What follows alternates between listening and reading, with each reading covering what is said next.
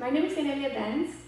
I was born in Inelia del Pilar Avila, and I'm here for the first time, not just on this planet, but as a singularity, a single person with a body and subtle bodies and everything else. My job is to raise the level of vibration of the planet, which is all of your jobs too, that's why you're here. And we do it, all of us, in our own particular special way. Sometimes it's just by being here, by existing on this planet, by staying alive long enough, we channel that energy and we ground it here on the planet. Because I was born knowing that I had to raise the level of vibration of the planet. But I didn't know what that meant. I didn't know how one does that. I didn't even know the vocabulary saying raise the level of vibration of the planet. As a child, I just knew we had to buzz better. You know? It was too dense, you know. And I kept, like, when I used to talk to people, adults, some of them would interpret it one way, or some of them would interpret it another way. And my parents were physics professors at university, so they had, you know. And apart from that, they were socialists, so there was like, religion was the opium of the masses, you know, so don't speak spirituality at home. But I didn't even know that that was spirituality. I didn't know what it was because I didn't have that vocabulary. My life was actually what one would consider a very difficult, hard life. But since I was born, there was a lot of pain, physical, emotional, psychological, and then went into a social scale when there was a military coup in Chile, right wing, paid by the CIA, and others, et al. And my family, because they were socialists, because they were in the government, very active socially and locally as well, was destroyed. My parents were taken, we were tortured, we were taken. Suffering basically is different to pain. Pain I understand. Physical pain I gave birth 4 times, so I know about physical pain. Emotional pain, yes, when we lose somebody, our bodies really, really feel it, right? It's like extreme physical pain, emotional pain. Those pain is what part of this planetary existence.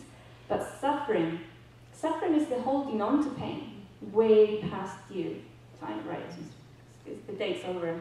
And we keep it, you know? And we carry it with us. And say, you know? And that's what I couldn't understand. And it's like, I would see my mom, for example, and she suffered from a deep depression for about 10 years after what was done to her. And I just could not understand why she held on to that. It happened years ago, and I couldn't understand why she kept it with her, you know?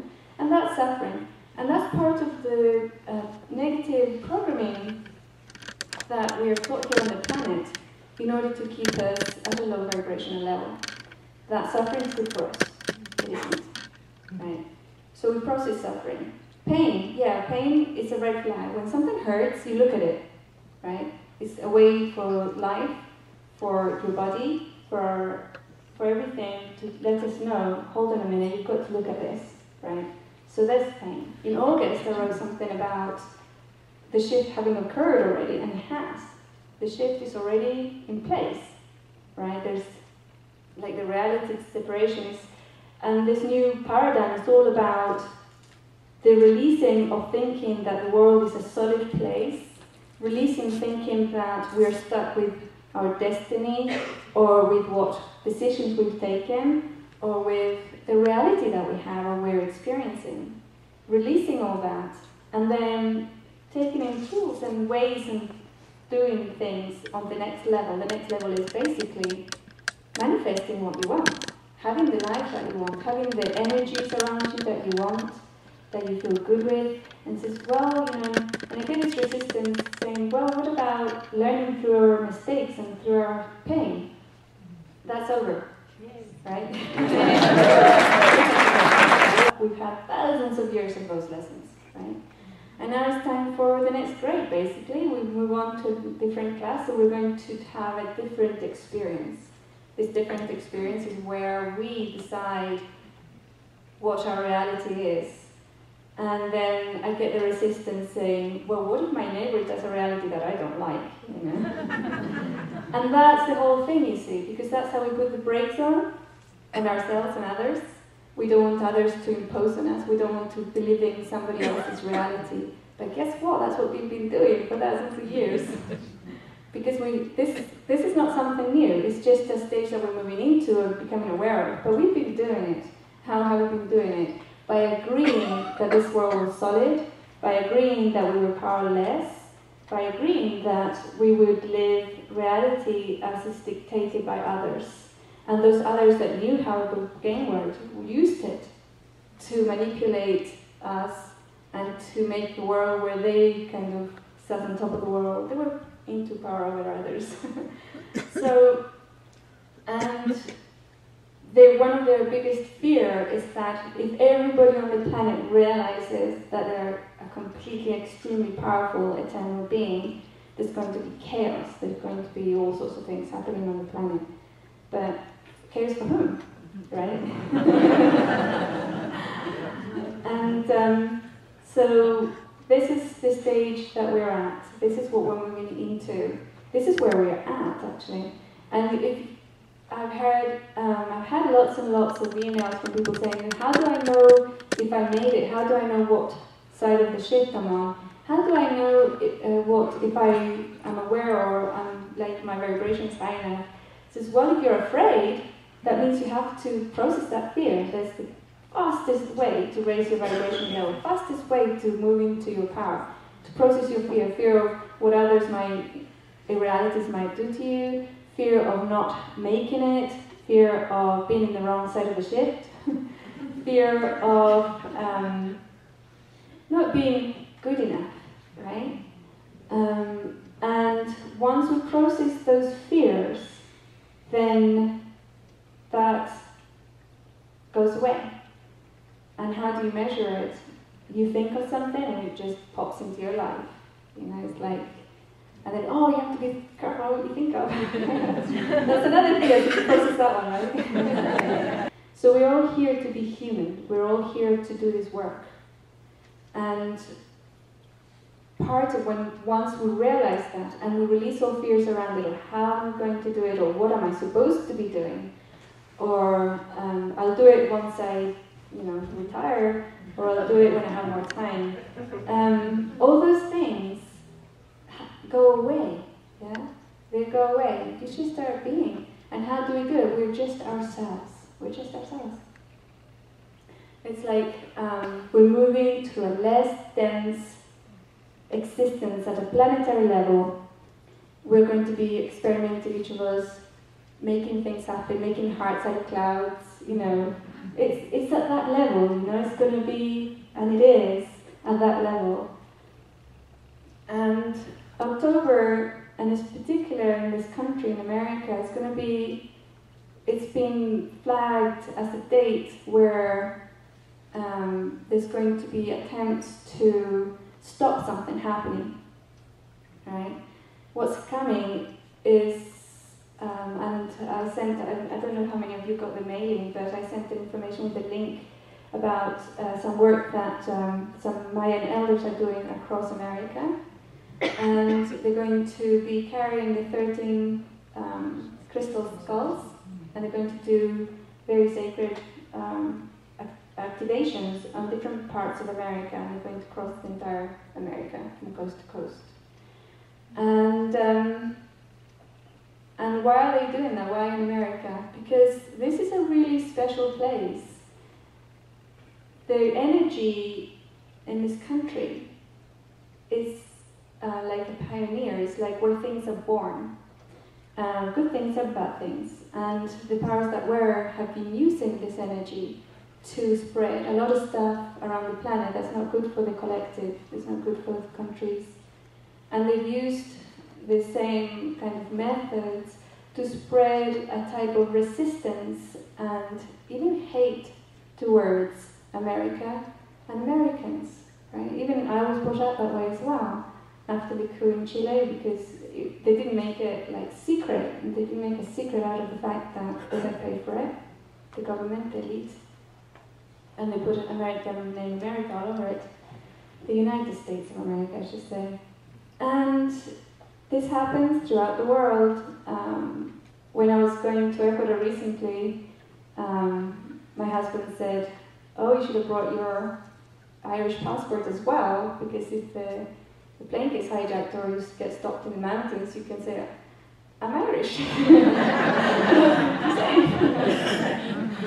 And so yeah, and why is this happening? Why are we doing this? It's because this collective, us, here, on this moment, time, space, is going to open the doors for the entire planet. And it's happening this month. And the thing about Octobre, the Mayan calendars, one of the stages is like the end of cycle, isn't it? October the 28th, is it? 28th. And that resonated with me a lot more than 2012 for me. It's like, that's going to be the afterwork, right? And it's the start of a new phase. They're really kicking in of that phase. Now the powers that were going to stop it, they can't. Of course they can't. Gosh, this is like a universal thing. You know, the planet's aligned with the center of the galaxy. They're part of the universe, it's really high vibration, and they can't stop it. You know, a few earthquakes here, they went to sink LA or something, I was told. When I was in Ecuador, someone said, "You can't go back to California, they're going to sink LA." And I thought, I'll buy a surfboard. Oh wow, why would I live where the action is, right? And that's all what it is. You know, it's like by being here, we're stabilizing this place. We're stabilizing California, we're stabilizing the United States of America, where the Mayan elders decided was the place where this awakening was going to be born. Right? And this is for a reason.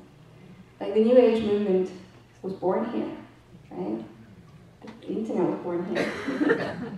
Many things were born here. Alternative healing. It's like these things have existed, obviously existed throughout our history as a species. And places like India and China and other places have had technology, like body technologies, meditations, movements and stuff, that can activate many things and all these different abilities that a human person can do forever. But it was in California that it actually burst into the collective and started spreading out. And they've tried to hijack it, and they have hijacked it many, many times. And but they can't do it this time, right? We're all here. And we're going to be doing a meditation. I planned for half an hour. It might be like less, or it might be, I don't think it'll be more. Where we're going to do a little exercise that you might be familiar with. Is about cleaning the collective, right? Visualizing a clean collective. What does that mean? Imagine, well, we'll do the meditation, right? But it's going to be basically, if you could, if fear didn't exist on the planet, what sort of planet would it be, right? Yeah, and if you think about it, it's kind of cool.